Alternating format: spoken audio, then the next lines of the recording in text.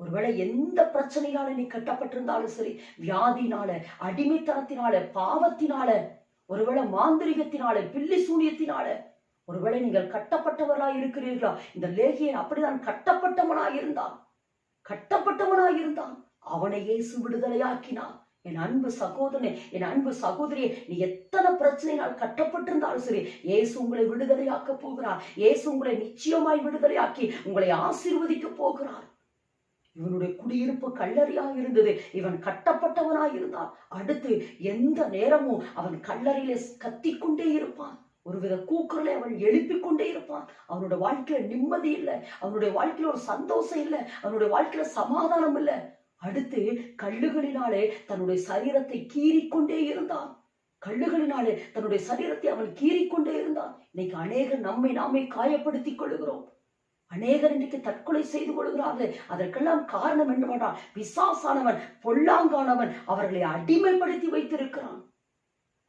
இந்த லேகியனுடைய குடியிருப்பு கல்லறை. அவன் கட்டப்பட்டவனாக இருந்தான். கூக்குரலிட்டுக் கொண்டே இருந்தான். தன்னை காயப்படுத்தி கொண்டே இருந்தான். வேதனைக்கு மேல வேதனைக்கு மேல வேதனைக்கு மேல வேதனை.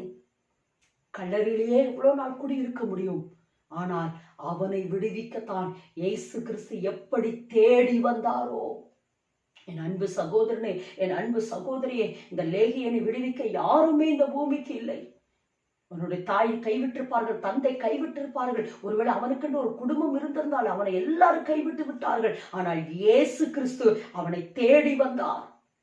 நீங்க அந்த இடத்துல வாசிக்கிற பொழுது, அந்த ஒரு மனுஷனை விடுவிக்கிறதுக்காக இக்கரையிலிருந்து அவர் அக்கறைக்கு வந்தார் என்று வேதத்துல வாசிக்கிறோம். அந்த ஒரு மனுஷனை, ஒருவேளை இயேசு கிறிஸ்து நினைச்சிருக்கலாம், இந்த ஒரு மனுஷனுக்காக இவ்வளோ கஷ்டப்படணுமா, இக்கரையிலிருந்து அக்கறைக்கு போகணுமா நினைச்சிருக்கலாம். இல்ல, அந்த ஒரு மனுஷனுக்காக, என் அன்பு சகோதரியே, உனக்காகத்தான் இயேசு பிறந்திருக்கிறார். உன்னை ரட்சிக்கும்படித்தான் இயேசு பிறந்திருக்கிறார். உன்னை விடுதலையாக்கத்தான் இயேசு கிறிஸ்து இந்த பூமிக்கு வந்திருக்கிறார். பொல்லாங்கனுடைய கைகளிலிருந்து உன்னை விலக்கி ஆசீர்வதிக்கும்படியாகத்தான் இயேசு கிறிஸ்து இந்த பூமிக்கு வந்திருக்கிறார். இந்த ஒரு லேகியனை விடுவிக்கிறதுக்காக இக்கரையிலிருந்து தேவன் அக்கறைக்கு வந்தார்.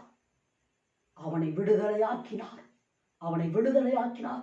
மார்க்கு 5ஆம் அதிகாரம் 15 வாசிக்கிற பொழுது, இயேசுவினிடத்தில் வந்து லேகியன் ஆகிய பிசாசுகள் பிடித்திருந்தவன் வஸ்திரம் தரித்து உட்கார்ந்து புத்தி தெளிந்திருக்கிறதை கண்டு பயந்தார்கள். இடத்துல வாசிக்கிறோம், இயேசு அவனை விடுதலையாக்கின பின்பு அவனுக்கு ஒரு தெளிந்த புத்தி வந்து விட்டது. இயேசு அவனை விடுதலையாக்கின பின்பு, அல்லது பொல்லாங்கனிலிருந்து விடுதலையாக்கின பின்பு, பொல்லாங்கனுடைய கைகளிலிருந்து, பிசாசுடைய கையிலிருந்து அவனை விடுதலையாக்கினதற்கு பின்பு அவனுக்கு ஒரு தெளிந்த புத்தி வந்தது. அதுவரைக்கும் அவன் வஸ்திரம் கூட தரிக்காமல் தன்னை காயப்படுத்தி கொண்டே இருந்தார். எனக்கு அருமையான தேவச்சனவே, ஒருவேளை இந்த நிலையில நீங்கள் யாரா இருந்தாலும் சரி, இந்த நிலையிலிருந்து யாரினை விடுதலை ஆக்குவார்கள்? நிறைய பேர் நீங்க சொல்றீங்க, பிசாசின் பிடிக்குள்ள கிடக்கிற, இரவு நேரத்துல என்னால தூங்க முடியல, ஒரு சில பிசாசுகள் என்னை தொந்தரவு செய்கிறது, ஒரு சில ஆவிகள், மரண ஆவிகள் என்னை பயமுறுத்துகிறது என்று நீங்கள் சொல்லலாம். ஆனால் உங்களை விடுதலையாக்கத்தான் இயேசு கிறிஸ்து இந்த பூமிக்கு